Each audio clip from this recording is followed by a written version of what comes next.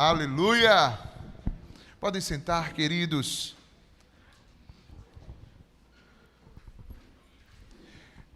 Eu queria chamar aqui, por favor, pastor Enivaldo. Olha nós aqui. Glória a Deus. Gente, pastor Enivaldo,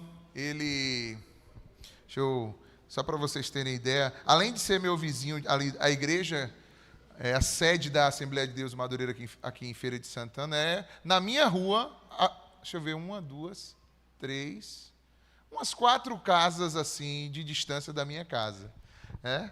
E eu vi todo o processo ali de construção e de organização, e eu, assim, mesmo de longe, sem ter muita intimidade, mas eu posso, assim, ver o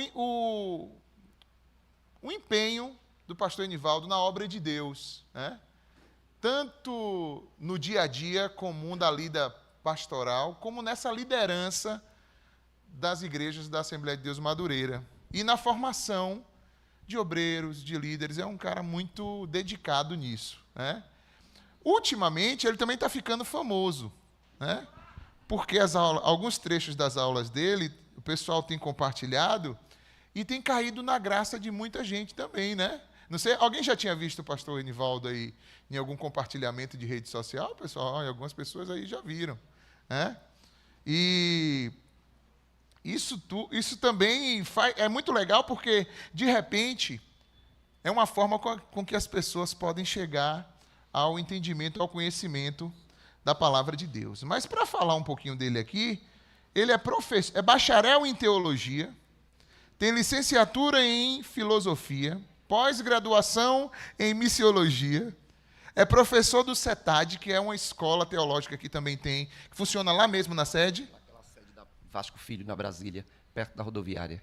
Na sede da Assembleia de Deus Missão, não é isso? Ok, professor de lá, professor da Escola de Profeta na Igreja Batista Ebenezer, professor do Seminário Teológico Betel Brasileiro, e também, outro dia eu vi, ele viajou para a África também, Cabo Verde, na África e em Portugal também, para dar aulas, irmãos. Então, veja que joia rara, o Senhor trouxe para compartilhar conosco hoje aqui. E eu quero pedir a você que se coloque de pé para a gente, mais uma vez, orar pela vida dele. Dizer para você que é uma alegria receber o Senhor aqui, viu? Muito obrigado. E fique em casa. Tá certo? Vamos orar, irmãos? Senhor Deus e Pai, muito obrigado pela vida e o ministério, os dons na vida do pastor Enivaldo. Que ele possa compartilhar esses dons um pouco conosco aqui hoje, aqui com a nossa igreja, e que nós possamos ser edificados também através da sua vida e daquilo que o Senhor tem colocado sobre a vida dele. Abençoe sua casa, sua família, derrama sobre ele toda a sorte de bênçãos, em nome de Jesus. Amém e glória a Deus.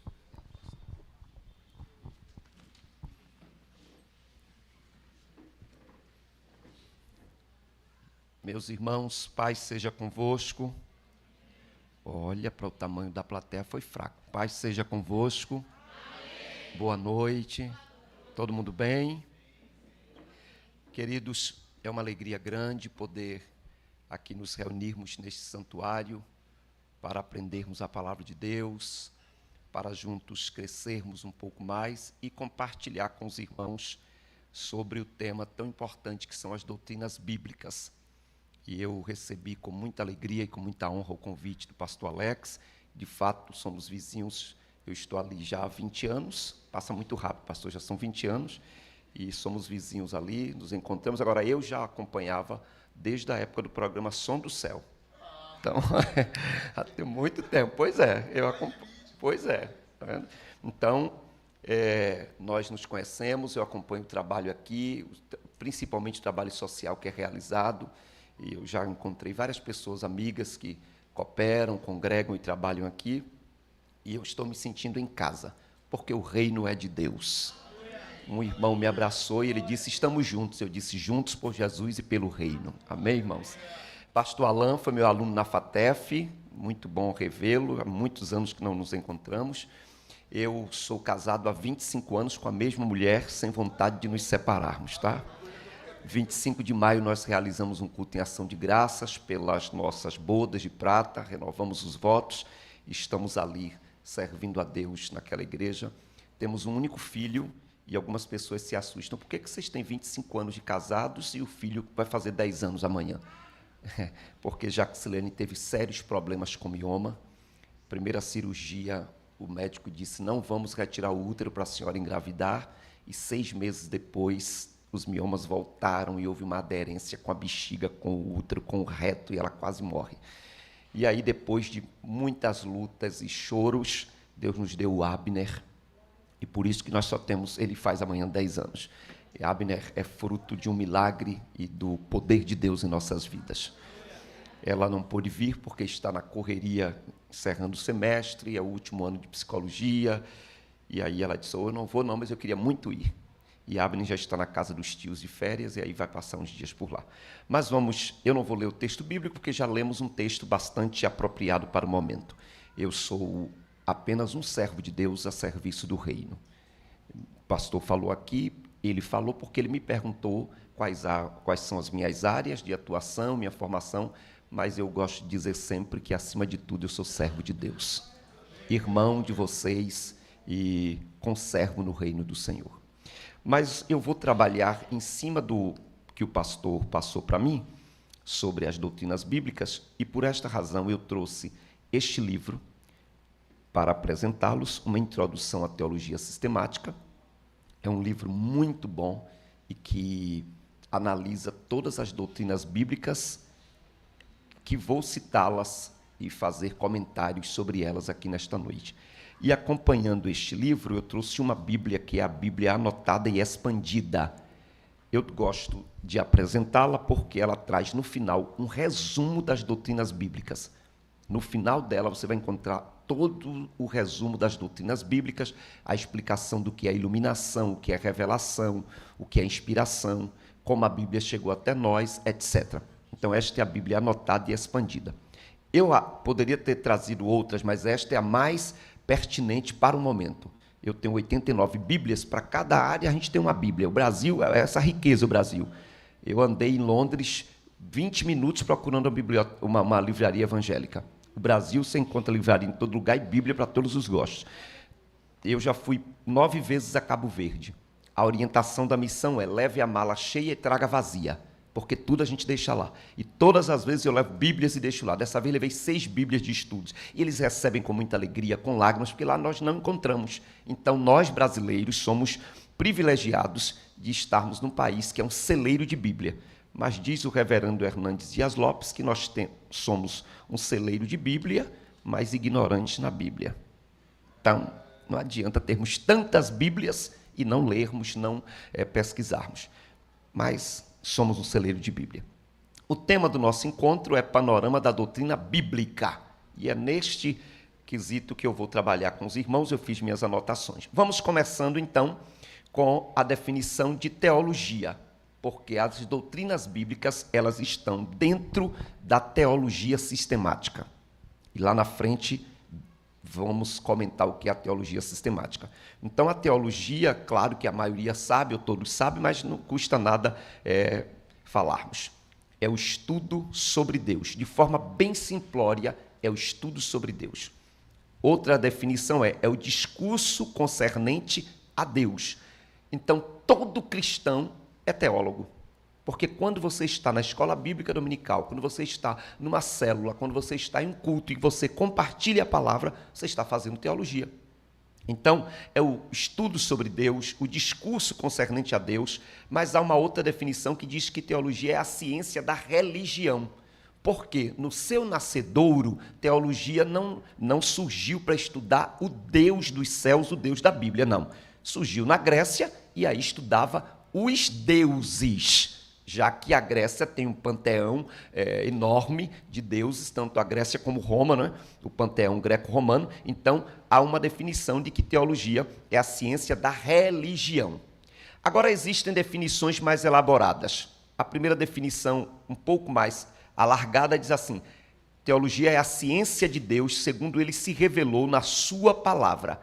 Então, estudando teologia, estudando doutrinas, nós vamos estudar sobre Deus, como ele se revelou na sua palavra. Existem outros livros sagrados? Sim, porque cada religião tem o seu livro sagrado. Mas para nós cristãos, o nosso livro sagrado, que nós dizemos assim, no senso comum, que é a regra de fé e prática, é a Bíblia. E acrescentada do adjetivo sagrada. Então, teologia é a ciência de Deus segundo ele se revelou em sua palavra. Não é que nós vamos fazer especulações e criarmos os nossos achismos sobre Deus, não. O que é que vamos estudar em teologia? Deus, de acordo com a sua revelação. E hoje nós não precisamos mais de novas revelações, tá? Porque a revelação completa, perfeita, exata, está na palavra. Então, há um livro antigo da livraria da editora Juerp, hoje já se encontra em PDF, o nome do livro é A Bíblia Falou, Está Falado. Alguém disse que onde a Bíblia não tem voz, a igreja não pode ter ouvidos. Se a Bíblia não fala, nos calamos. Se a Bíblia fala, se a Bíblia diz que aquilo é errado, vai ser errado em qualquer parte do mundo. Mas se a Bíblia não diz que é pecado, não será pecado. A última palavra pertence às Sagradas Escrituras. Me entendem? Amém ou não amém? Amém. Então, a ciência de Deus, segundo ele se revelou em sua palavra. A segunda definição, mais elaborada, diz que teologia é o estudo ordenado e sistemático. E essas duas palavras aqui, o estudo ordenado e sistemático, é porque a Bíblia fala de todos os assuntos. Quando eu falo em encontro de casais, às vezes alguns irmãos têm certos tabus sobre sexo, mas até sobre isso a Bíblia fala. A Bíblia tem resposta para tudo. E aquilo que não está claro, que não está como doutrina, nós temos princípios. Por exemplo, você não encontra em nenhum lugar da Bíblia dizendo que é proibido fumar. Não está escrito assim, é proibido fumar. Ah, pastor, então por isso eu vou fumar? Não está escrito que é proibido fumar. Existem princípios. Enquanto que a doutrina bíblica ela é clara, os princípios eles são latentes, estão nas entrelinhas. Não estão claros, mas nós subentendemos que aquilo ali não podemos fazer. Por que eu estudo ordenado e sistemático? Porque, embora a Bíblia trate de todos os assuntos, mas ela não está organizada. A Bíblia fala de pecado? Fala. Desde o Gênesis a Bíblia fala de pecado. Mas não há algo organizado, sistemático, ordenado. Aí vem a disciplina Teologia Sistemática, que estuda as doutrinas bíblicas e ordena, sistematiza, organiza tudo que a Bíblia diz sobre determinado assunto. Então, tudo que a Bíblia diz sobre pecado, nós vamos estudar em hamartiologia. Tudo que a Bíblia diz sobre salvação, nós vamos estudar em soteriologia. Porque a teologia vai ordenar, sistematizar todo o estudo acerca de Deus e do seu relacionamento com a humanidade. Então, vou repetir aqui. O que é teologia numa definição mais elaborada? É o estudo ordenado e sistemático do supremo ser e de seu relacionamento com a humanidade. Então, é um estudo ordenado e sistematizado. Bom, deixando o lado de teologia, nós falamos das doutrinas. E a igreja é essencialmente doutrinária. A igreja tem doutrinas, e na linguagem do direito seriam as nossas cláusulas pétreas, que não se pode mexer, porque são doutrinas bíblicas. O que é doutrina? E eu brinco muito, irmão, eu sou muito, daqui a pouco vocês vão dar risada com alguns causos meus, eu sou muito, minha esposa me conheceu contando piada, sabe? Uma piada evangélica, num congresso de jovens. Então, na Santa Assembleia de Deus, porque quando eu era menino, a Assembleia de Deus achava que era a única santa e salva. Aí eu faço a Santa Assembleia de Deus, o povo não gostava de culto de doutrina, porque na cabeça dos irmãos, doutrina tinha a ver com usos e costumes. E eu, como já disse, fui criado dentro da igreja, então na década de 80, culto de doutrina era para falar, não use calça, não use não sei o que, é pecado evitar filho, eu só falava disso. Então criou um pavor, uma ojeriza, que os irmãos não queriam ir para culto de doutrina. E isto gerou uma ignorância muito grande, porque doutrina não tem nada a ver com usos e costumes, com cultura, até porque a Bíblia não é livro de cultura, a Bíblia é livro de doutrina. Por isso que o missionário não pode ir para lá, para o campo, com a sua cultura, porque talvez aquilo que seja cultura correta aqui, lá não seja correto. Então, a Bíblia é um livro de doutrina. E o que é doutrina? Literalmente, é ensino normativo. A doutrina é um ensino normativo. toda sexta-feira é culto de doutrina em nossa igreja. Faço igual o pastor fez aqui, é um hino ou dois, no máximo, depois 1 hora de Bíblia. Mas você recebe o convite para uma igreja e diz que é culto de doutrina. Eu falo para meus alunos das outras instituições. Vocês me convidam para um culto de doutrina, me dão o tema, aí eu chego lá, cantam as senhoras, cantam as crianças, cantam os adolescentes, cantam os jovens, cantam o ministério de louvor, o gato mia, o papagaio canta e 10:50 dá para o pregador. Aí eu perguntei assim, irmã, me deu 10:50 literalmente. Eu disse, quanto tempo eu tenho? O irmão disse, o culto termina 9 horas. Gente, pelo amor de Deus. O culto de ensino da palavra, a prioridade é a palavra. Canta-se pouco e entra na palavra, porque doutrina é ensino normativo. E quando não há doutrina, a igreja se torna presa fácil das heresias, das seitas. E como elas têm crescido, não é? Então, literalmente, ensino normativo é o que significa doutrina. É um ensino terminante, é como regra de fé e prática. Mas doutrina também é exposição sistemática e lógica das verdades extraídas da Bíblia. Então, quando o pastor tira uma terça-feira para falar só sobre os dons espirituais, isso é doutrina bíblica. Na outra terça ele diz, eu vou falar sobre fruto do Espírito, é doutrina bíblica. Na outra terça ele diz, eu vou falar sobre o pecado, é doutrina bíblica. Isso é doutrina bíblica porque é aquilo que nós extraímos da palavra. É a exposição sistemática e lógica das verdades extraídas da Bíblia. E nós temos 66 livros, Alain, na Bíblia, que eu os comparo a 66 quilos de farinha. Dá para fazer muito pão, mas é muita gente dando broa e muita palha para o povo, porque não conhecem a palavra, não buscam o conhecimento e acham que gritar e pular que é unção. O poder pode trazer barulho, mas o barulho não traz poder. E hoje no Brasil, o povo acha que movimento, pulo, grito é poder. Não, o poder não vem com pulo nem grito, vem com a pregação poderosa da palavra. Quando a palavra é pregada, o avivamento acontece. Glória a Jesus. Então, quando a palavra é pregada, o avivamento acontece. Não precisamos de adendos, é a palavra. Pela palavra, os milagres acontecerão. Pela palavra, conversões ocorrerão. Pela palavra, Deus vai abençoar o seu povo, porque a palavra é poderosa. Amém ou não amém, irmãos? Então, a doutrina é ensinamento normativo. Falando de doutrina, nós temos 3 formas de doutrinas. Quantas? 3. Bota o númerozinho 3. Quantas? 3. Primeira doutrina é a doutrina de Deus. Essa doutrina é saudável, é bíblica. Essa doutrina tem que ser exposta na igreja, tem que ser ensinada. Mas nós temos também a doutrina dos homens. E Jesus bateu pesado contra os fariseus e a sua doutrina, que era a doutrina de homens. Essa doutrina, ela em algum momento pode ser saudável, mas pode ser também problemática.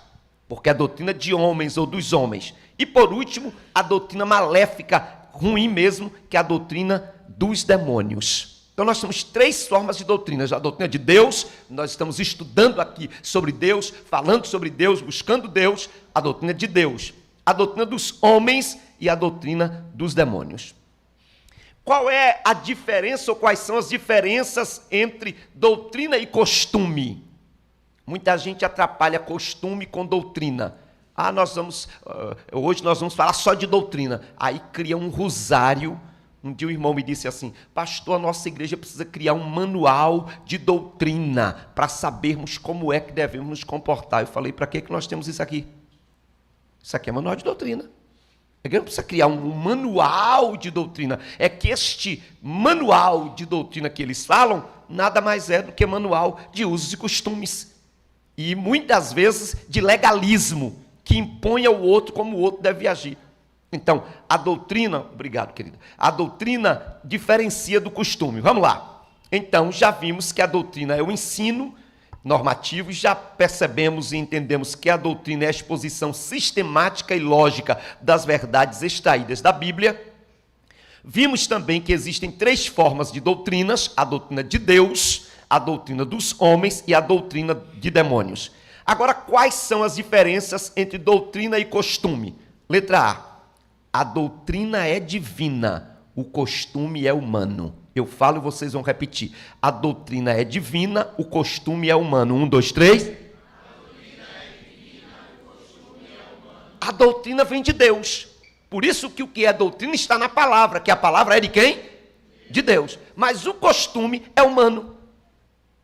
Quando eu falo, e alguns irmãos tomam sustos, principalmente os mais tradicionais, que, por exemplo, a denominação que eu faço parte, que hoje já mudou muito, né? Já mudou muito, mas assim, esses usos e costumes que a Assembleia de Deus trouxe no seu bojo, não é da Assembleia de Deus no geral, é da Assembleia de Deus brasileira. Porque quando ela chegou no Brasil, estavam na época das beatas, sabe? Então acharam que ser santa era andar com coque, andar com... Aí criou-se isso. Aí, hoje a nova geração já percebe, Alan, que não é isso. O costume é humano. Colocaram Daniel Berg e Gunnar Wingre, hoje a Assembleia de Deus faz 113 anos no Brasil. Eles nunca trouxeram costumes. E foram os pastores brasileiros, em especial os nordestinos, que impuseram essa caricatura assembleana e de que não pode. Hoje vocês veem as Assembleias de Deus aí como já mudou e mudaram muito. O outro desafio que a Assembleia de Deus está começando a tentar entender é o ministério feminino. Porque todas as nossas missionárias que vieram da Suécia, elas eram evangelistas ou pastoras. Mas aí os pastores brasileiros disseram, ou eles ou nós. Então, Gunnar Wingre e Frida Wingre voltaram para a Suécia, expulsos do Brasil, porque Gunnar Wingre consagrou a primeira diaconisa. E naquela não podia, uma época altamente patriarcal, machista, dos cangaceiros, dos pistoleiros, não podiam. Por que eu estou fazendo essa abordagem? Para os irmãos entenderem que o costume é o quê? O costume é o quê? Humano. Aí, eu trabalhei no navio Logos 2, quando eu estava no início da minha juventude, e levamos na nossa igreja um casal de missionários americanos. E ao término do culto, as irmãs foram até eu só tive um pastor em Salvador. Pastor Ailton, por que a irmã veio de batom e de colar? E mas nós não podemos. Ô, irmã, isso aqui é lá nos Estados Unidos, aqui é aqui. Não tinha resposta. Por quê? Porque era apenas questão de costume. Primeira diferença, quanto à origem, a doutrina é divina. Quanto à origem, a doutrina é o quê? E o costume? Quanto ao alcance, a doutrina é universal. O costume é local ou regional. Perceberam?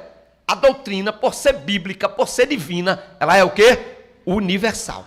Então, você chega em qualquer outro país, a doutrina bíblica é a mesma.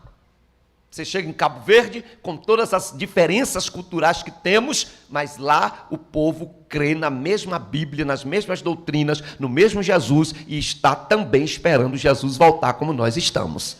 Porque é o quê? Doutrina. Mas os costumes são totalmente diferentes. Alguns costumes que para nós nos assustamos. Uai, isso aqui é. E você tem que ficar quietinho, porque cada um manda na sua casa. Os pregadores que não têm Bíblia, não têm conhecimento e não têm ética, eles chegam na igreja dos outros querendo mandar fazer o que não deve fazer. Não. Se a igreja não bate palma, não bata palma. Se a igreja não fala em línguas, guarde sua língua, porque falar em língua é dom, controlar a língua é fruto.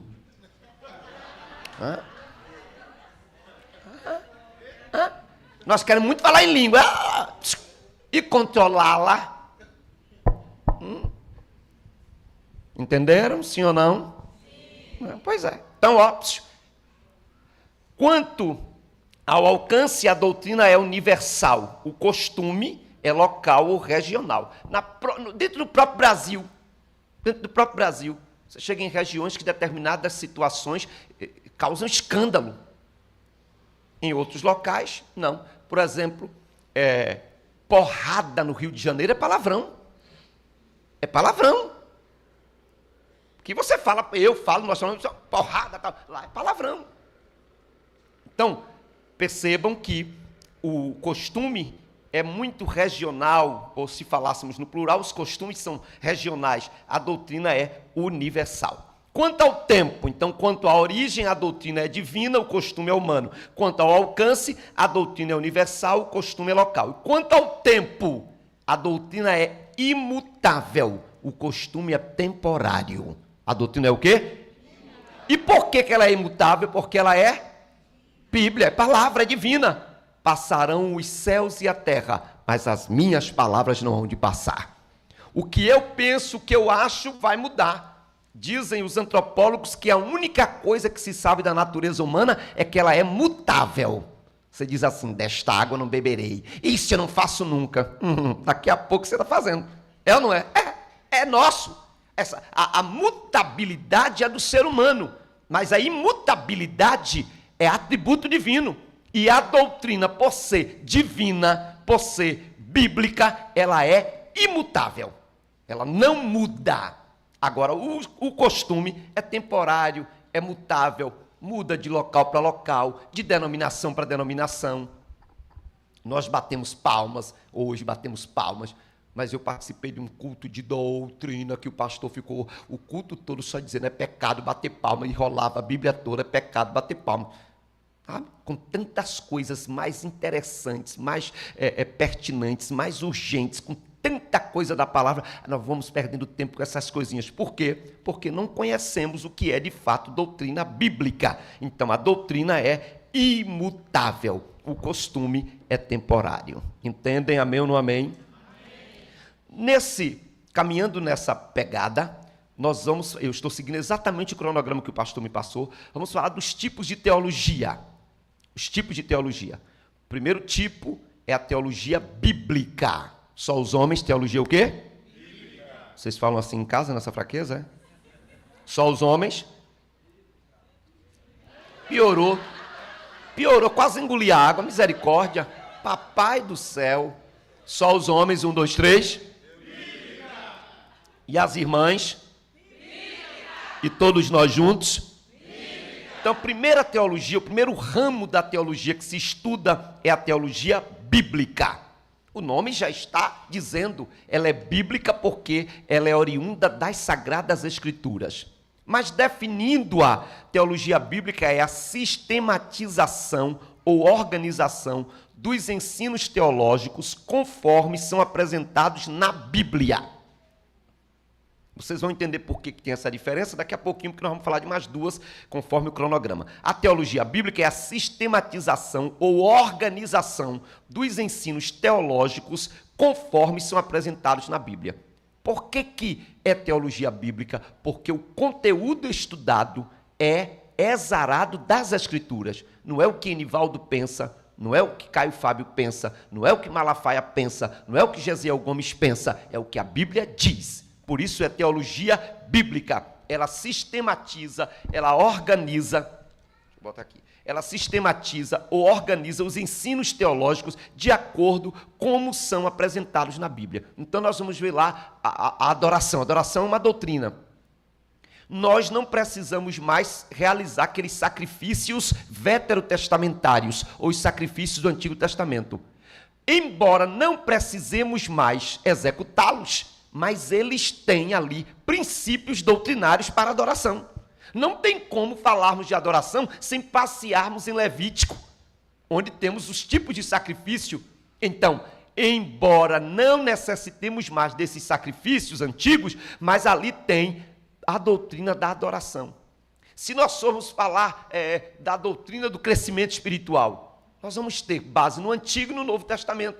Então, a teologia bíblica ela vai organizar, sistematizar, colocar em ordem os ensinos teológicos conforme são apresentados na Bíblia. Esse é o primeiro tipo de teologia. O segundo é a teologia sistemática. É o módulo que vocês vão estudar agora, é esse módulo de doutrinas bíblicas, que é a teologia sistemática. O que é que faz, o que é que diz a teologia sistemática? A teologia sistemática é a disciplina que busca organizar o conteúdo doutrinário. Eu vou falar e depois vamos repetir juntos para gravarmos. A teologia sistemática é a disciplina que busca organizar o conteúdo doutrinário. O que é que a teologia sistemática faz? Busca organizar conteúdo doutrinário. 1, 2, 3. Busca. Pronto. tudo que a Bíblia diz sobre as doutrinas diversas, a teologia sistemática organiza. Aí vocês vão, daqui a pouco, ouvir, e o módulo de vocês está falando sobre isso, todas aquelas disciplinas que estão inclusas na teologia sistemática, elas são disciplinas doutrinárias. O que é que eu vou aprender sobre os últimos acontecimentos ou sobre as coisas futuras? Aí você vai estudar a escatologia. O que é que eu preciso aprender sobre o homem? É a antropologia, e acrescentada do adjetivo teológica, antropologia teológica, porque a antropologia secular ela não aborda a queda, porque a questão do pecado não é uma questão antropológica ou social, não, ou filosófica, é uma questão teológica.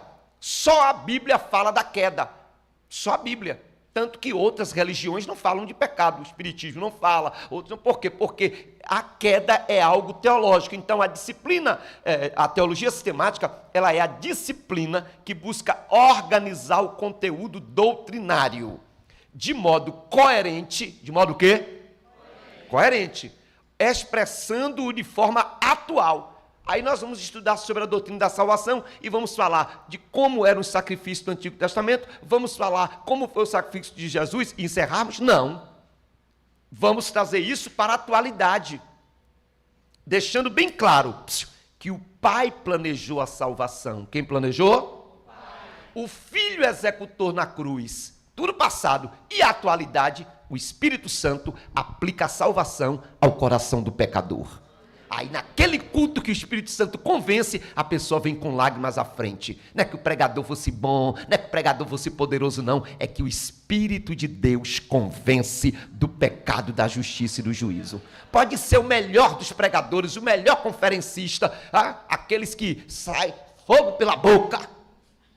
Não resolve nada se o Espírito de Deus não convencer o ser humano do pecado, da justiça e do juízo. Então, repetindo, a teologia sistemática é a disciplina que busca organizar o conteúdo doutrinário de modo coerente, expressando-o de forma atual e relacionando com as questões referentes à prática do cristianismo. Então, os que são alunos de teologia aqui, e os que são membros da igreja, que estão visitando, nós não estudamos teologia só para conhecermos o passado, para entendermos sobre Deus, não. É para também trazermos essa teologia para as questões práticas do cristianismo. Por isso, estudar teologia melhora. Estudar teologia ajuda. Estudar teologia fortalece. Estudar teologia abre a mente, mas estudar teologia liberta. Liberta dos nossos tabus, liberta da nossa ignorância e nos liberta de acharmos que é só mais um conhecimento. Não, eu vou trazer esse conhecimento para as práticas do cristianismo. E aí, na proporção que eu estudo, eu vou melhorando, porque eu vou sendo confrontado, moldado, burilado, trabalhado, vai doendo, mas nós vamos melhorando. E este é o processo do tratamento que o Espírito de Deus faz em nós. Quando eu vejo alguns crentes dizerem assim, porque há 20 anos atrás eu era mais crente, então você está desviado. Porque a Bíblia não diz que você tem que ser mais crente há 20 anos atrás. A Bíblia diz assim, a vereda do justo é como a luz da aurora que vai brilhando até ser dia perfeito. Vai brilhando, passado ou futuro, é um processo, vai acontecendo continuamente, até se tornar perfeito. Não, porque quando eu aceitei a Jesus, eu andava cheio da unção. Se eu entrasse no cemitério, os mortos ressuscitavam. Vem cá, Jesus mudou? O Espírito Santo mudou? A palavra mudou? Não, nós mudamos, nós nos acostumamos, nós caímos na rotina da religiosidade e bota a Bíblia debaixo do braço, parecendo que é desodorante, que é só crente. Não é a Bíblia debaixo do braço, é a Bíblia no coração e na prática de vida. Debaixo do braço todo mundo coloca. Então, olha, queridos, a teologia sistemática, vou repetir de forma bem pausada para voltar e encerrarmos aqui. A teologia sistemática é a disciplina que busca organizar o conteúdo doutrinário. A teologia sistemática organiza o conteúdo doutrinário de modo coerente, expressando-o de forma atual, vai trazer para a atualidade, relacionando-o com as questões referentes à prática do cristianismo. Essa teologia é também chamada de dogmática, porque vai estudar os dogmas da igreja. E aqui é no bom sentido da palavra, no sentido das doutrinas da igreja. Então, primeiro tipo de teologia, teologia bíblica. Segundo tipo, a teologia sistemática. Segundo tipo de teologia, terceiro tipo, teologia histórica. Teologia o quê? Pronto, você vai estudar o conceito doutrinário dentro da história da igreja. Por exemplo, por que a igreja batiza por imersão? Só pode batizar por imersão. Onde está escrito que é só por imersão? Não está escrito. Partimos da suposição, porque a palavra batismo na língua grega é mergulho, mas é também banho. E banho você não toma só mergulhando, você toma banho de chuveiro. A água está caindo. Então nós temos 3 tipos de batismos. Batismo por imersão, a maioria das igrejas evangélicas faz, por imersão, pega, mergulha. Batismo por aspersão, que joga as gotinhas de água na cabeça, igual o padre faz. E batismo por efusão. Pastor, qual é a diferença do batismo por efusão para aspersão? É que a aspersão você joga só algumas gotinhas, asperge. A efusão você pega um copo com água, um balde, diz eu te batizo no nome do Padre e joga todinho na cabeça da pessoa. Qual é o certo? À luz da Bíblia, os 3 estão certos. Porque em lugar nenhum está dizendo que tem que batizar só por imersão. Batismo é símbolo e batismo não salva. Agora os salvos se batizam.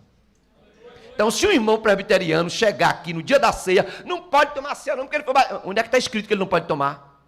Eu já escandalizei os presbíteros lá da igreja por isso. Porque chegou um diácono da igreja presbiteriana e ele disse, pastor, eu posso tomar ceia? Pode, irmão. Pastor, ele é presbiteriano, sei o que aqui tem. É nosso irmão salvo por Jesus e vai para o mesmo céu. Não, porque lá batiza com aguinha na cabeça. Vamos para a história da igreja? Teologia histórica. Teologia o quê? A história da igreja diz, inclusive no Didaquê, pesquisem o Didaquê, que não havendo água corrente, se batizaria com água presa, e aí balde, bacia, alguma coisa, e não podendo batizar o morimbudo por imersão, se batizaria por aspersão. Então você evangeliza um senhor de 99 anos, já com o pé na cova, e a família diz assim, papai não pode morrer sem batizar. Como é que você tira um senhor de 99 anos, que não anda mais, e põe no tanque batismal numa piscina?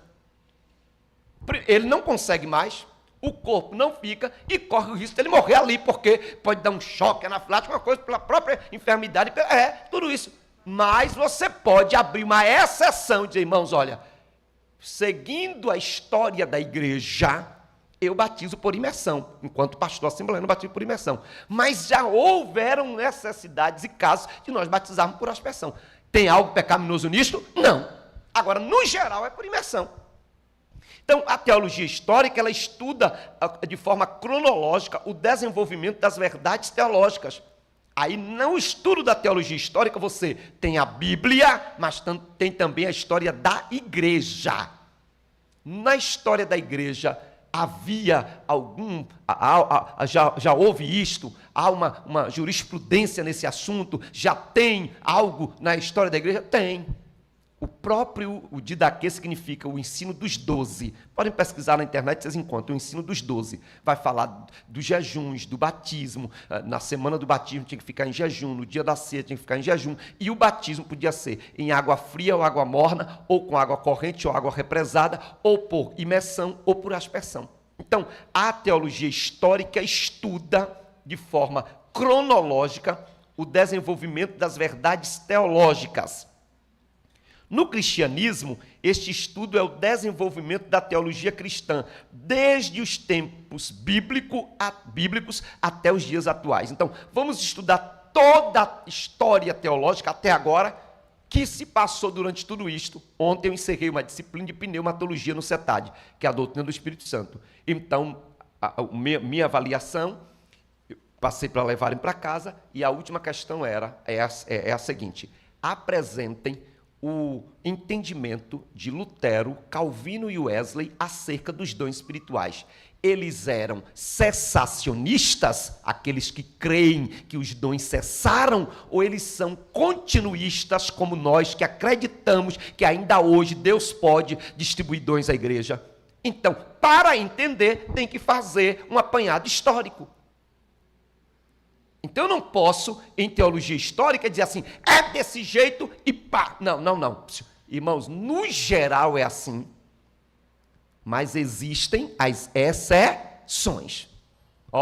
Em algum momento a igreja abriu um precedente por causa de tal e tal situação. Então a teologia histórica ela vai estudar isso ela vai estudar de forma cronológica o desenvolvimento das verdades teológicas. Aí atrela um pouco a tradição da igreja. Querem ver uma questão, um assunto que é tradição? Eu estou falando porque eu estou numa aula teológica, que é tradição, não é pecado, mas que é tradição. Tem alguma ordem na Bíblia que nós temos que apresentar nossos filhos quando eles nascem? Tem. É uma tradição nossa. Seguindo o exemplo de Jesus, que não foi batizado quando criança, mas foi apresentado no templo, pastor Alain, aí nós apresentamos. Agora, se o pai, que é sacerdote do lar, crente em Jesus, diz assim, eu mesmo vou apresentar meu filho, está errado? Não. Entendem, irmãos? É que nós somos muito presos às tradições e aí ficamos muito tapados. Estão entendendo, sim ou não?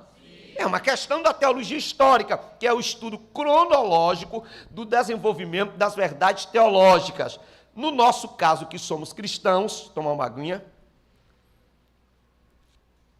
No cristianismo, é o estudo do desenvolvimento da teologia cristã desde os tempos bíblicos até os dias atuais. Vamos fazer um apanhado, como se desenvolveu a doutrina do batismo, como se desenvolveu a doutrina da ceia. Se nós formos desenvolver a doutrina da ceia e ficarmos presos à historicidade, nós vamos ter um grande problema para a atualidade. Pergunta para mim, qual é, pastor? É que todo mundo tem que beber no mesmo cálice, porque a ceia primitiva era um cálice só. A irmã diz, misericórdia. Só tem uma denominação no Brasil que ainda faz isto. Congregação Cristã no Brasil, a Igreja do Véu ainda faz isto. Então, os diáconos, os serviçais, os auxiliares vão servindo e a igreja vai cantando. Vou aqui cantar um hineto, a estrofe, porque todo o cristianismo canta no mundo inteiro. Então, é o diácono com o copo, o cálice na mão e um guardanapo na outra, enquanto a igreja está cantando. Alvo mais que a neve. Aí a senhora bebe, ele passa, e a senhora vai ser a primeira a beber. Aí a senhora passa a borda e vem para a irmã. A senhora toma e vai passando. Por último, quem toma é o pastor.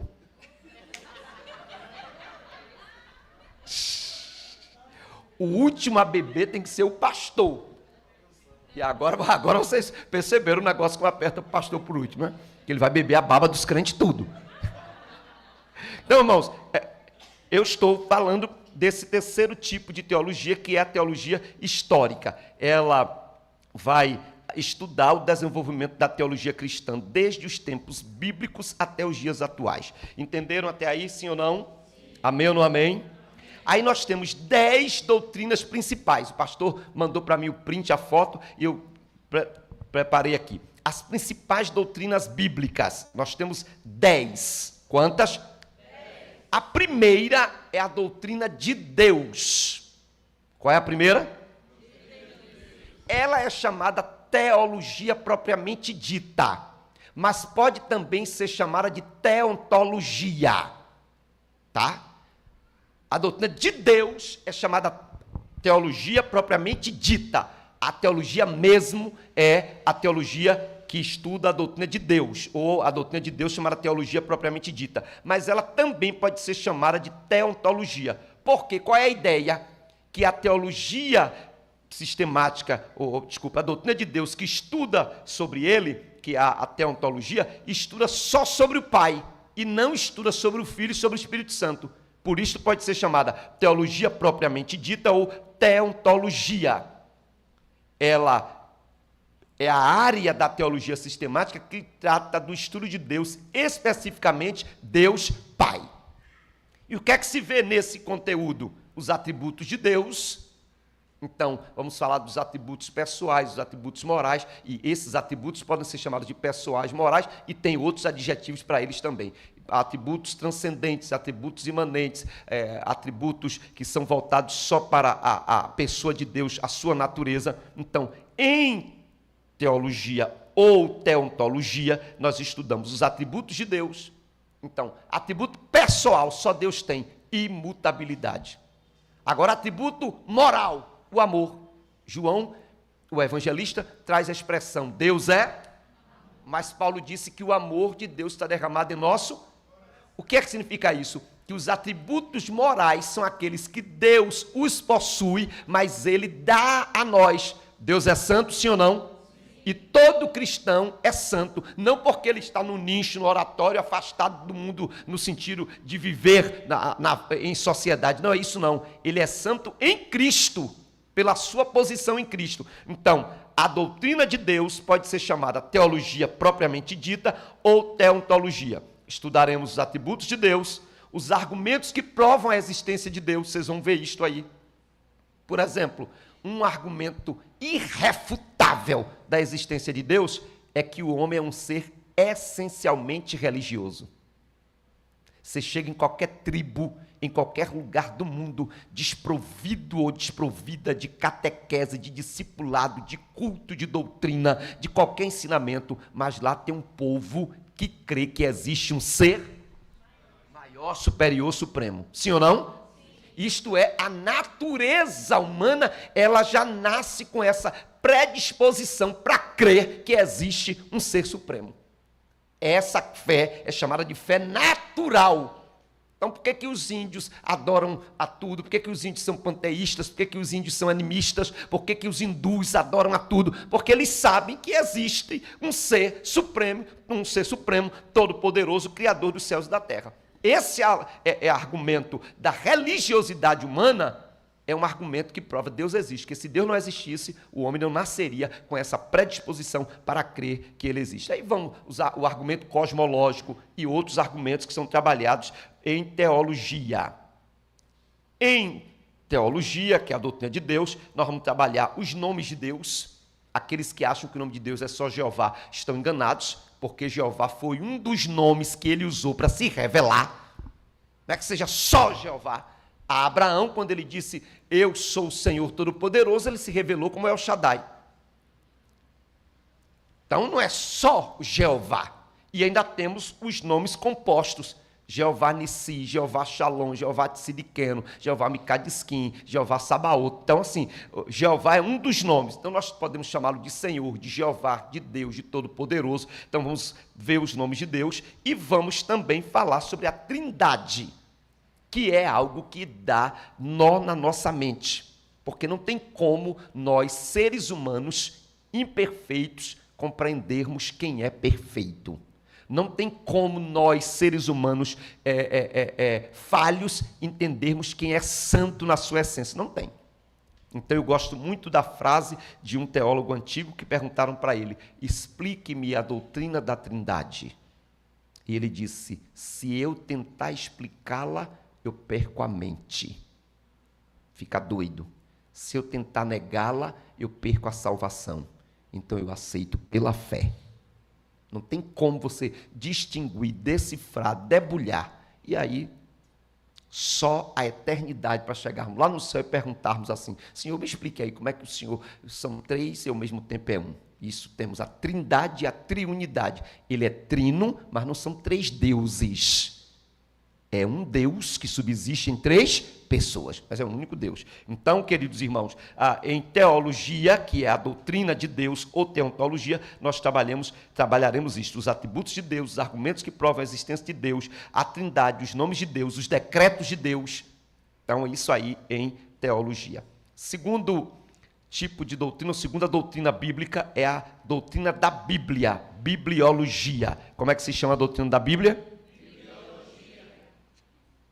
E aí eu preciso abrir parênteses para dizer-lhes que a bibliologia aqui, que é uma doutrina, não é o mesmo que introdução bíblica. Porque a introdução bíblica é uma disciplina que se tem nos primeiros momentos do curso teológico que você, a palavra, o verbo introduzir quer dizer colocar para dentro. Então, primeiro momento você estuda a introdução bíblica. O que é que a introdução bíblica fala? Ela vai dizer quais foram os materiais de escrita da Bíblia, quantos anos a Bíblia foi escrita, quem são os autores da Bíblia, os escritores, como se deu a chegada da Bíblia até nós. Aí nós vamos estudar a introdução bíblica, as versões da língua portuguesa. A versão mais conhecida é a João Ferreira de Almeida, mas nós temos a do Padre Matos Soares, temos a Vulgata e outras que hoje estão na língua portuguesa. Já a bibliologia não entra nesse aspecto. Bibliologia estuda a inspiração e a inerrância da Bíblia. A Bíblia é inspirada verbal e plenamente, e ela é inerrante. Ah, mas eu encontrei aqui uma contradição na Bíblia. Calvino disse o seguinte, que eu encontrei vários erros na Bíblia. Todos eles estavam em mim. Então, não é a Bíblia que tem erros. Nós não conseguimos entender determinadas coisas. E quando estudamos, nós vamos ver que se pesquisarmos mesmo e fizermos uma exegese, nós vamos perceber que alguns aparentes equívocos, eles não existem depois de um estudo acurado. Agora, a grosso modo, nós não vamos conseguir entender tudo. Então, a bibliologia, que é a doutrina da Bíblia, a bibliologia é a doutrina de quem? Agora, isso aqui tem aqui, pastor, isso aqui é coisa da Santa Assembleia de Deus. Ó, isso aqui é da Assembleia de Deus. O senhor trouxe o de lá, não foi? Na hora que está conversando, o pastor, pim. Eu que fui criado na Assembleia de Deus. Vi muita coisa boa, mas também muito legalismo, que muita gente ficou fora aí por causa disso.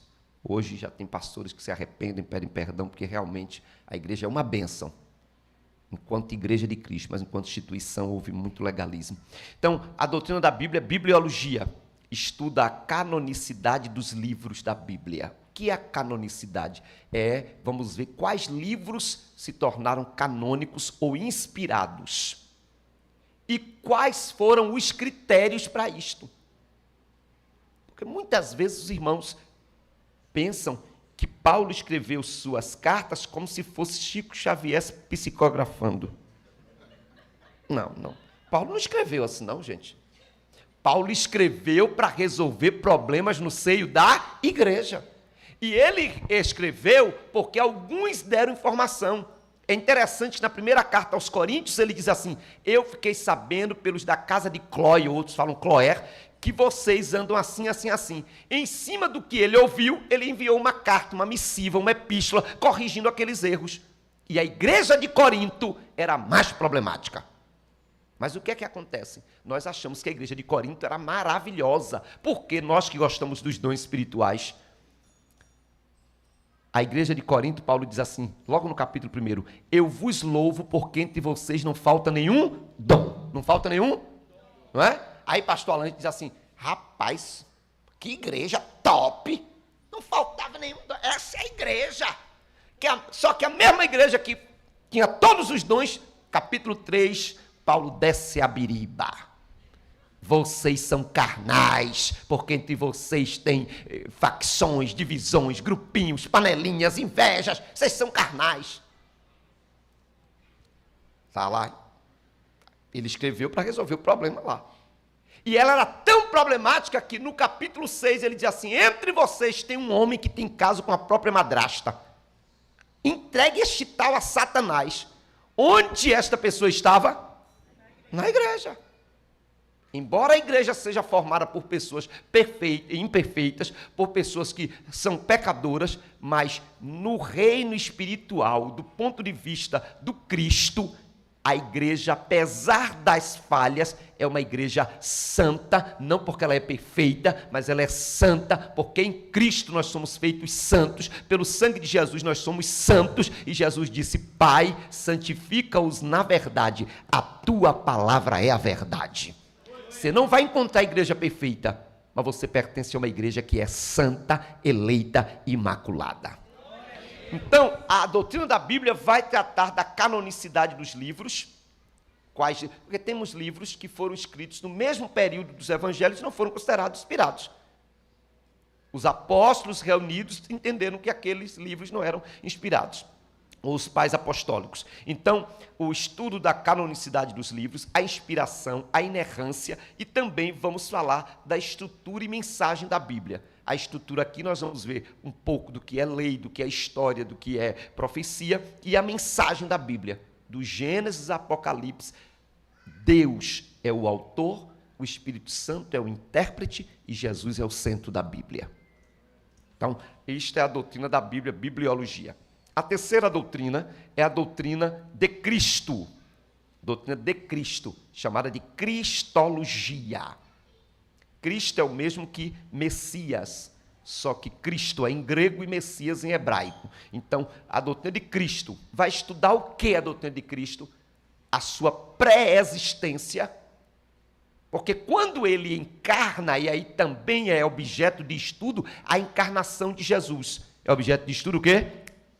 Encarnação de Jesus. É objeto de estudo o quê? Só que quando ele encarna, não é a partir dali que ele passa a existir, não. Ele já era pré-existente, porque ele é o verbo que se fez. Cara, já era Deus, já existia. Então nós vamos estudar a sua pré-existência, sua divindade, e é nesse quesito que nós precisamos prestar atenção. Toda seita, ela nega a divindade de Jesus.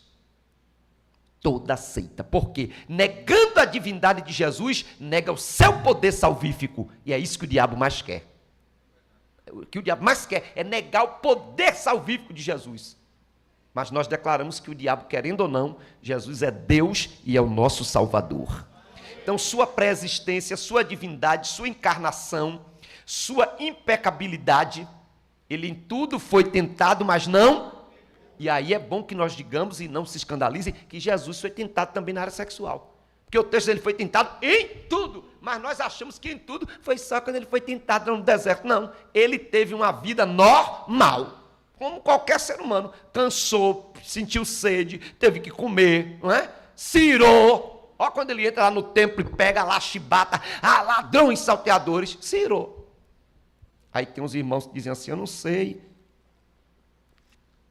como é que o pastor se irrita. O pastor é um santo homem, deveria ser manso. Jesus foi o homem mais manso da terra. Mansidão não é sinônimo de languidez ou de fraqueza ou frouxidão. Você é manso, mas é firme. E aí a melhor definição, sabe o que é? Nós devemos ser iguais à rapadura, dura e doce. Porque eu sou... Não, ó, firme. Jesus, interessante que o nosso Salvador, ele foi muito flexível, amoroso, solícito com os pecadores, mas foi rigoroso com os religiosos. Principalmente porque eles nem entravam, nem permitiam outros o quê? Entrarem. A religiosidade é um problema. Então, estudaremos sua pré-existência, sua divindade, sua encarnação, sua impecabilidade, sua morte e ressurreição. A ressurreição de Jesus, irmãos, eu falei outro dia em um lugar, não lembro agora porque eu falo em tantos lugares, mas os pilares principais do cristianismo, o nascimento virginal de Jesus e a sua ressurreição. Quais são os pilares, os principais pilares do cristianismo? O nascimento virginal de Jesus e a sua ressurreição. Nenhuma religião tem um Salvador que nasceu de uma virgem, sem concepção humana e sem união de deuses, porque na Grécia Antiga eles falam filho do deus fulano, mas como é que se dava esse nascimento? A deusa Beltrana se unia com o deus Beltrano, e no nosso caso não, ele nasceu por obra e graça do Espírito Santo. E a ressurreição, porque enquanto todos os líderes religiosos morreram, e está lá no túmulo, aqui jazem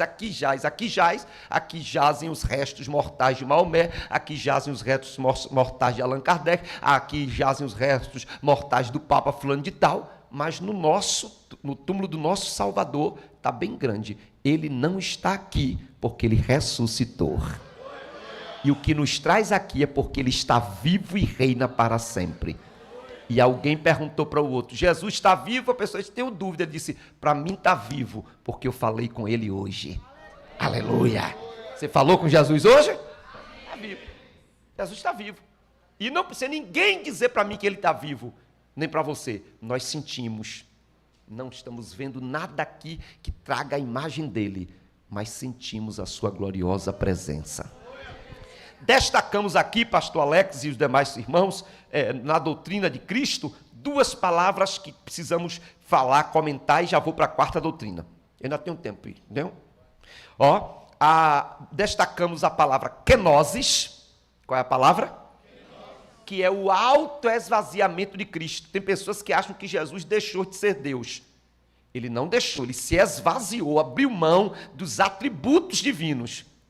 Essa é a primeira palavrinha que tem que ser. E aí vamos ler em Filipenses: mesmo sendo Deus, não teve por usurpação ser igual a Deus, antes humilhou-se. Lembra lá desse texto? Pois é. Mas tem outra palavra que é hipóstase, que é chamada de união hipostática. Digam comigo, união hipostática. 1, 2, 3. União hipostática. Enquanto que a kenosis é o autoesvaziamento, a união hipostática é a união das duas naturezas em Jesus. 100% Deus e 100% homem.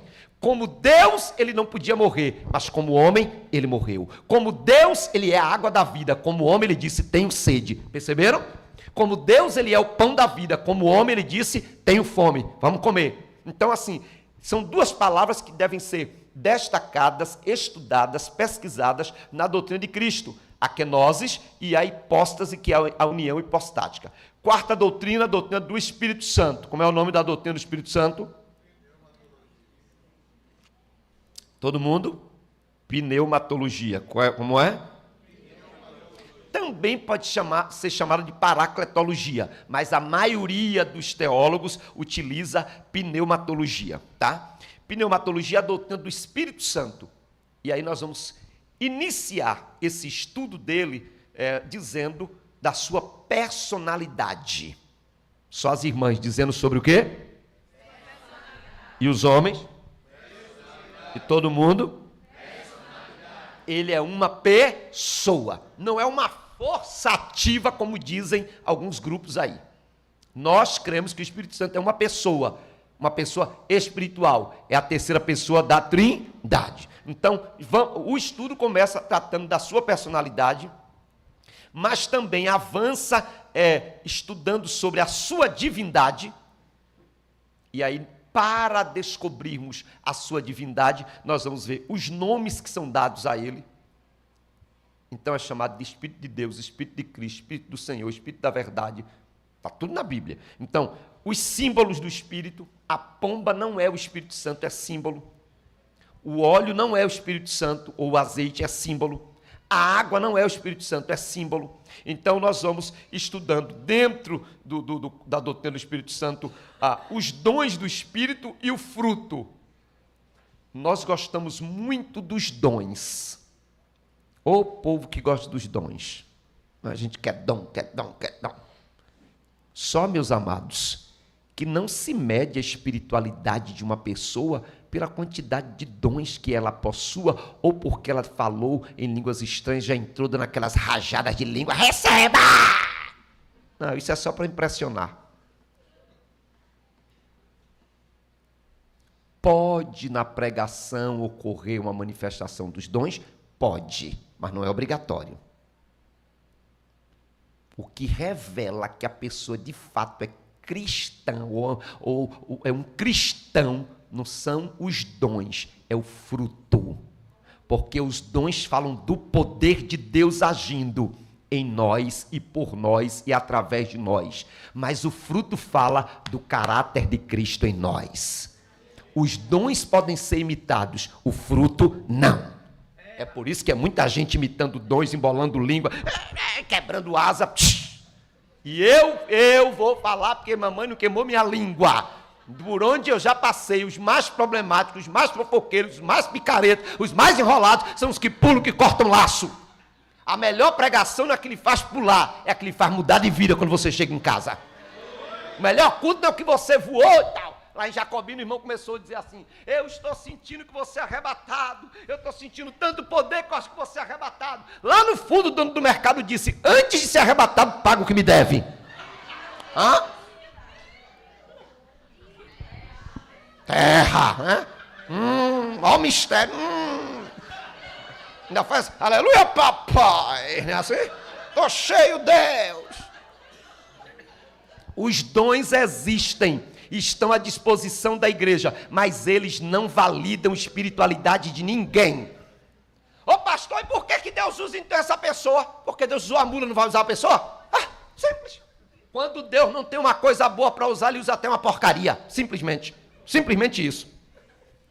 Não é porque, porque o irmão revelou, ele está assim com o papai do céu. Tá não, irmão, nem sempre está. É que naquela hora que houve fervor, a igreja de Corinto era espiritual? Não. A igreja de Corinto era espiritual? Ela era fervorosa. Fervor tem a ver com coisa quente, caliente, fogo, brasa, o momento. Espiritualidade tem a ver com a continuidade da vida cristã tendo o caráter de Cristo.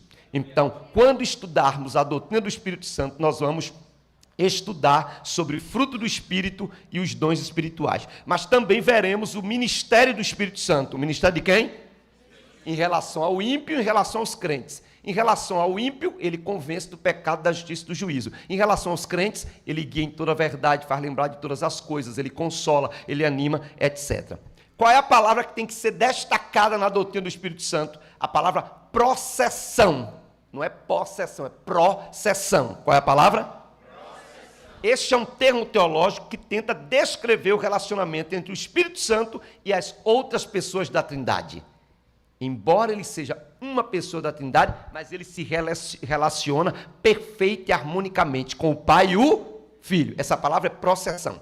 Quinta doutrina, angelologia. É a doutrina de quem? Dos anjos. Doutrina de quem? Não falem angiologia, que angiologia é um ramo da medicina. Angelologia, doutrina dos anjos. O que é visto na doutrina dos anjos? Primeiro, a origem, a criação dos seres angelicais, como eles surgiram. Depois, a natureza dos anjos, a organização e hierarquia dos anjos, como se dá. E aí, quando nós falamos de organização e hierarquia, é preciso lembrarmos que muitos irmãos dizem assim: irmãos, estamos na presença de Deus, dos querubins, serafins, dos arcanjos. Só tem um arcanjo na Bíblia, então não é no plural.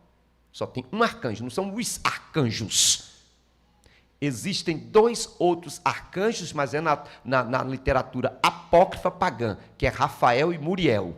Mas na Bíblia só temos Miguel.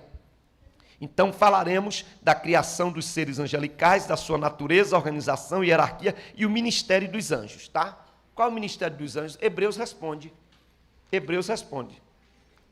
Está lá em Hebreus dizendo assim: os anjos são espíritos ministradores que trabalham em favor daqueles que hão de herdar a salvação. Os anjos são o quê? Espíritos ministradores, que trabalham em favor daqueles que hão de herdar o quê? Os anjos trabalham em nosso favor. Mas não somos nós que damos ordem a eles. É Deus que dá ordem a eles para eles estarem ao nosso favor. Então o anjo do Senhor acampa ao redor dos que o temem e o quê? Livra do mal, os livra do mal. A sexta doutrina são 10, só falta 4. Estou terminando. Não cansem comigo, não. É a doutrina do homem. Qual é a doutrina do homem? Vamos falar antropologia, depois nós complementaremos com a antropologia teológica. Qual é a doutrina do homem? Essa antropologia é chamada de antropologia teológica. Chamada de antropologia o quê? Por que há essa diferença? Porque essa antropologia estuda o homem na perspectiva divina, dentro do que a teologia bíblica, daquilo que Deus apresenta.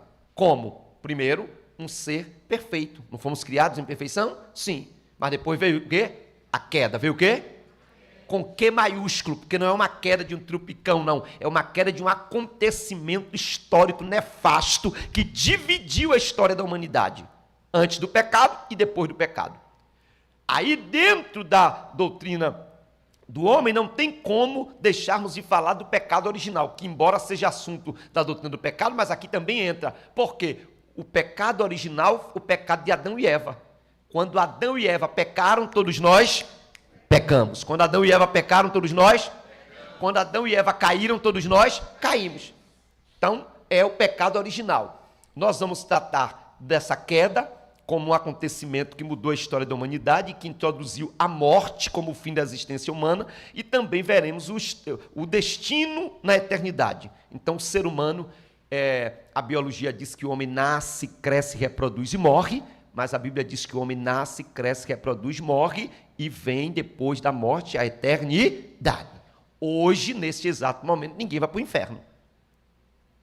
Aguarda o julgamento. A pior coisa é quando as pessoas vão para a cerimônia fúnebre de alguém não evangélico e dizem: aceitou a Jesus? Ei, meu Deus, não aceitou a Jesus, foi para o inferno. Você não tem um lote no inferno para dar de presente para ninguém.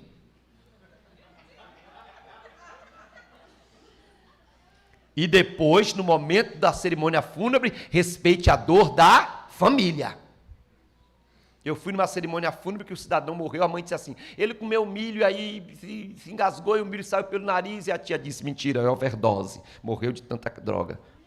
Eu fiz a cerimônia fúnebre, e os crentes da igreja com um zoião em cima de mim. E agora o pastor vai falar o quê? Vai dizer que esse menino foi para o céu ou foi para o inferno? A cerimônia fúnebre é para consolar a família, não tem nada a ver com morto. Morto não sente mais nada. Como a maioria era de origem católica, nós cantamos o hino que todo mundo canta: porque ele vive, posso crer no amanhã. Aí falei do Salmo 46, Deus é o nosso refúgio e fortaleza, socorro bem presente na hora da angústia. Este é o momento da angústia, mas Deus vai socorrer vocês, Deus vai ajudar vocês. Aí quando foi na hora de encomendar a pobre alma, disse: aqui está fulano de tal, irmãos. Ele é criatura de Deus, e Deus, sendo bom, colocará ele no lugar certo. Eu menti? É que a gente fica achando que tem que falar. Não, irmão, nós não fomos chamados para condenar ninguém, não. E se o cidadão, nos últimos momentos, se arrependeu, clamou por Jesus, ao ladrão da cruz? Agora, que há o destino eterno para os que não se arrependeram e depois do juízo final serem condenados é outra história. Então, vamos falar na doutrina do homem, antropologia teológica, também sobre a parte material do homem, que é o corpo, e a parte material, que é a alma e o espírito. No geral, nós somos tricotômicos. Nós somos o quê? O homem é o quê? Corpo, alma e espírito, ou como Paulo disse em Tessalonicenses: espírito, alma e corpo. Mas existe a dicotomia que acha que o homem não tem os três elementos, certo? Sétima doutrina, a doutrina do pecado, hamartiologia. Como é o nome da doutrina do pecado? Pronto. Essa doutrina vai pesquisar a origem do pecado, a definição do pecado, é justamente uma das definições, é hamartia, quer dizer errar o alvo, mas também pode ser avon, que vai ser tortura, vai ser transgressão, iniquidade, são várias palavras. Então, a origem do pecado, a definição do pecado, o pecado pessoal, o pecado original, a natureza pecaminosa. Todos nós temos a natureza pecaminosa. A criança não tem o pecado na prática, porque ela não entende do que é pecado, mas ela já traz a natureza pecaminosa. Foi isto que Davi falou no Salmo 51. Em iniquidade fui formado e em pecado me concebeu a minha mãe. Esse pecado original que traz a natureza pecaminosa. Vamos falar do pecado imputado. O pecado imputado é aquilo que eu falei. Nós recebemos a imputação do pecado por causa de Adão e Eva. Aí alguém disse assim: eu não estava no Éden quando Adão pecou e recebi a culpa do pecado, mas eu não estava no Calvário e recebi o perdão dos pecados, tá? O pecado foi imputado por causa de Adão e Eva, mas também nós somos justificados por causa de Jesus. Amém ou não amém? Amém. Falaremos das consequências do pecado e o pecado na vida do cristão. Aí fala fortemente conosco. Pecado na vida de quem? O crente pode pecar? Pode, só não deve. Qual é a diferença de um cristão pecar e de alguém que não é cristão? É que quem não é cristão vive na prática do pecado. João diz assim: quem é nascido de Deus não peca. Aí você lê o versículo e diz: poxa, então quer dizer que se eu pecar eu não sou nascido de Deus? O original diz assim, e as novas versões da Bíblia: quem é nascido de Deus não vive pecando. Porque um crente salvo, discípulo, não tem prazer no pecado não, irmão. Não tem. Porque nosso prazer é agradar o nosso Senhor.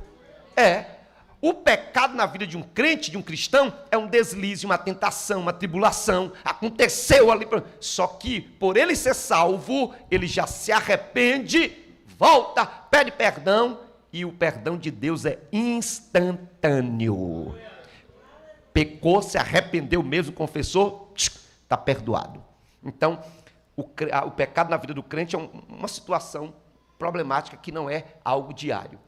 Um irmão falou para mim assim, pastor, como é que um crente peca e depois não tem? Porque o ímpio, quando peca, se, por exemplo, geralmente a gente fala de adultério, né? Então, se o ímpio peca, ele chega no trabalho assim para os colegas, peguei uma mina assim, tal, tal. E o crente, ele vai contar para quem? Não tem nem como contar, porque ele é crente, a mente já fica ali martirizando, tá? Mas o que confessa e deixa, alcançará a misericórdia.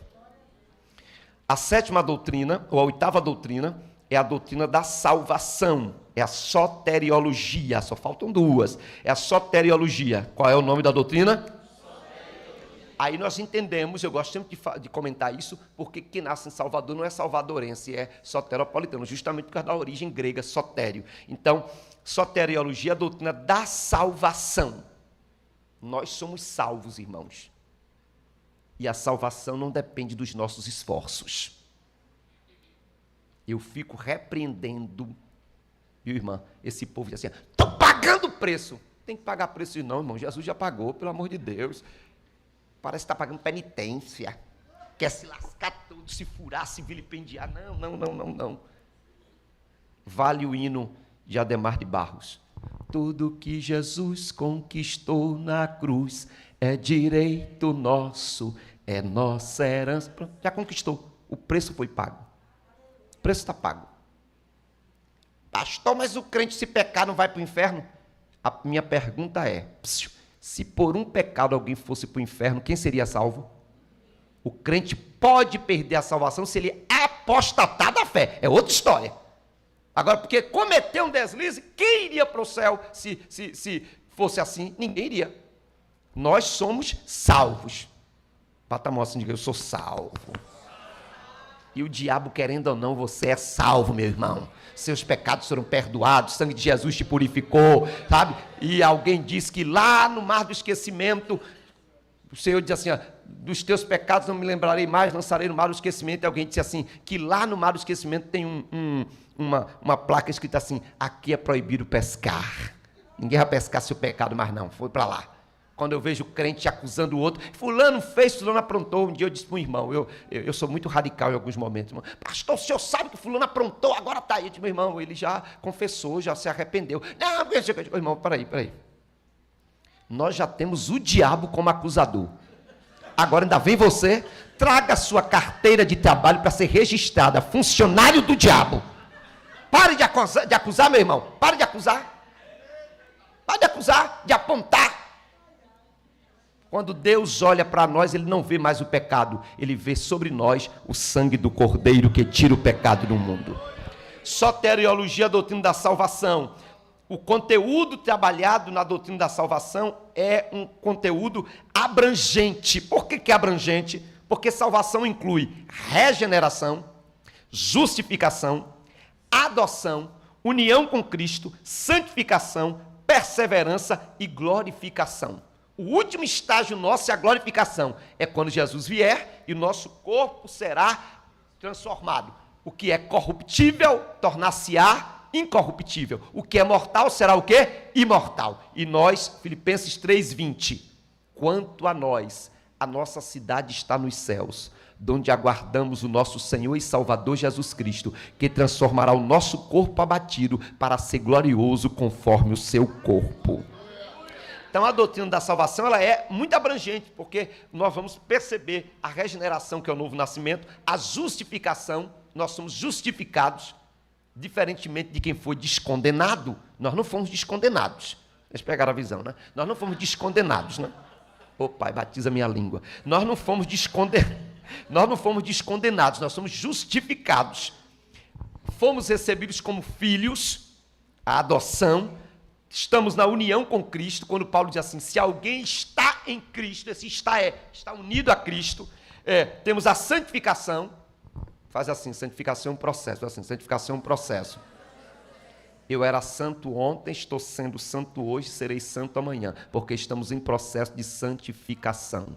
Se você está aqui congregando, cooperando, ainda tem algum vício, alguma coisa, não deixe de congregar, não deixe de vir, porque aquele que começou a boa obra há de completá-la. As nossas mazelas são tiradas paulatinamente. Há uma maturidade, um crescimento espiritual que vão acontecendo aos poucos. Pastor, e o que é que eu devo fazer? Se entregar por inteiro e dizer: trabalhe minha vida, molde em mim o teu caráter e me faça semelhante a Jesus. Pronto. É o que você tem que fazer. E ele vai trabalhando. Vai doer? Vai. Você vai chiar de vez em quando, mas vai trabalhar. Amém ou não amém? Nona e última doutrina, a doutrina da igreja. Eclesiologia. Qual é o nome da doutrina? Só os varões, vamos ouvir bem alto. Como? E as varoas? E cantando, eclesiologia. Vamos lembrar das missas. 1, 2, 3. Eclesiologia. A menina que estava cantando disse assim: vamos fazer um coral, né? Na hora que eu estava cantando aqui. Ó, eclesiologia, a doutrina da igreja. Estudaremos a natureza da igreja.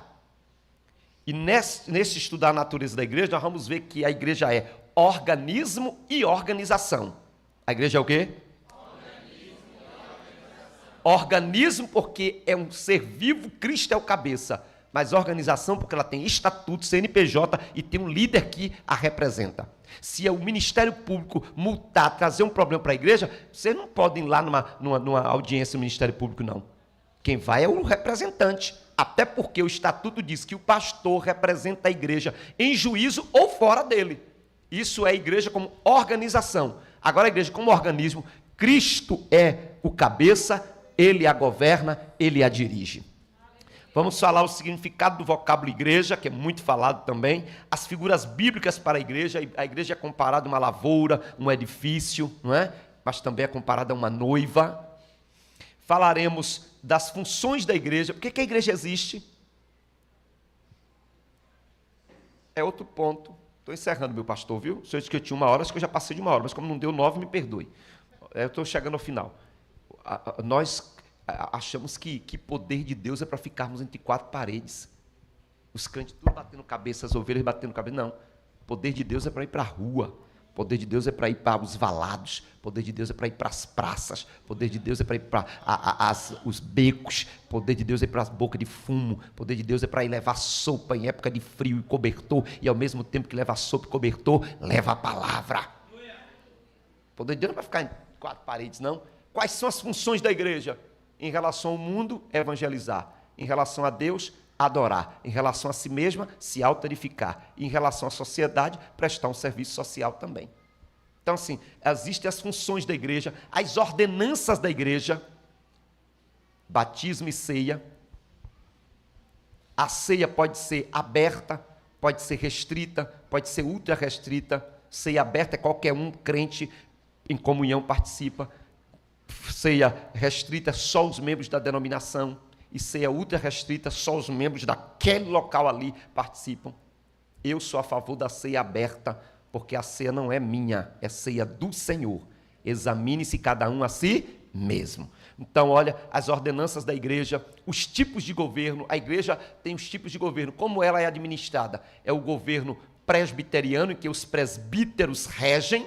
É um governo administrativo episcopal, em que o líder presidente dá a última palavra, aí entra a Igreja Católica, que é a última palavra do Papa, ou é um governo congregacional, onde a igreja decide suas demandas, seus assuntos em Assembleia Geral, ou é um governo mais no sentido de conselho, tem o conselho que trata com o pastor e depois traz para a igreja, é um modelo mais equilibrado, porque aí o conselho decide com o pastor e depois traz para a igreja. Então, estuda também os tipos de governo da igreja. E, por último, a doutrina das últimas coisas. Como é que ela se chama? Escatologia. Como é que ela se chama?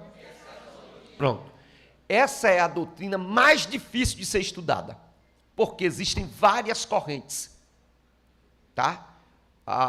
As últimas coisas, porque escatos, coisas futuras, últimas coisas, e logia, tratado, estudo, ciência. Então, nesta disciplina, nesta doutrina, nós vamos falar do arrebatamento da igreja, o milênio, a grande tribulação, e aí dentro do assunto da grande tribulação nós temos os pós-tribulacionistas, os pré-tribulacionistas e os mesotribulacionistas. Os pós-tribulacionistas afirmam de forma categórica que a igreja será arrebatada após a grande tribulação. Os pré-tribulacionistas dizem assim, a igreja não passa pela grande tribulação. Os mesotribulacionistas afirmam, a igreja pega a metade da grande tribulação. E o irmão me disse, se o senhor crê em quê? A minha pergunta foi, Jesus mandou esperar a sua vinda ou a tribulação? Sua vinda. Ah, tá. Outra pergunta, se antes, no meio ou no fim, o importante é que ele vai voltar e nós vamos subir para a glória. São coisas que não mudam muito. Tá. Não tem porque se preocupando com essas questões. Então nós temos o arrebatamento, o milênio, a grande tribulação, as ressurreições no plural, porque é a ressurreição dos justos e dos ímpios.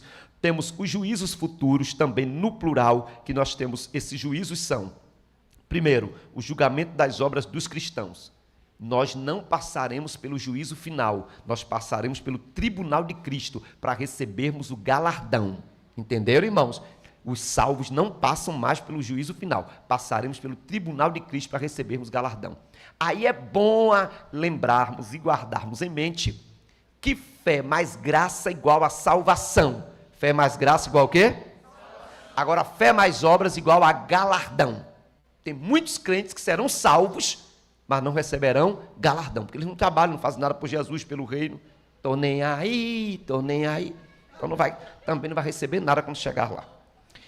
Ó, julgamento das obras dos cristãos, julgamento das nações, os gentios, julgamento de Israel, julgamento dos anjos caídos, e aí nós vamos estar com Jesus nesse julgamento dos mortos não salvos, que é o julgamento do trono branco. Esse é o juízo final, para quem morreu sem Jesus. Os crentes em Jesus, os discípulos, os salvos, não passam pelo juízo final, apenas pelo tribunal de Cristo para receber galardão. Entenderam? Amém ou não amém? Era uma visão panorâmica do módulo e eu tentei fazer e quero agradecer a vossa paciência e me escutar. Deus os abençoe. Um beijo no coração. E se não nos encontrarmos aqui, a gente se encontra logo ali no céu. Mas eu acho que nós vamos encontrar um pouquinho aqui, porque Ele está dando oportunidade para algumas pessoas. Mas tudo nos mostra que Cristo já volta. Breve Jesus voltará. Obrigado, pastor. Um beijo no coração, irmãos.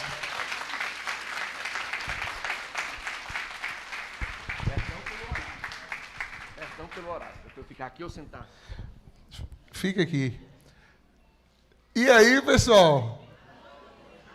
Que maravilha, hein, pessoal? Tira a foto, irmão, tira a foto, porque assim, ó, o Davi e o Golias, ó. Eu sou Zaqueu.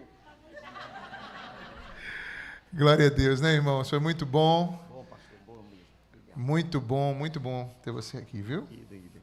De poder desfrutar um pouquinho desse dom que Deus colocou sobre sua vida e que Deus continue te abençoando em nome de Jesus. Amém, irmãos? Glória a Deus.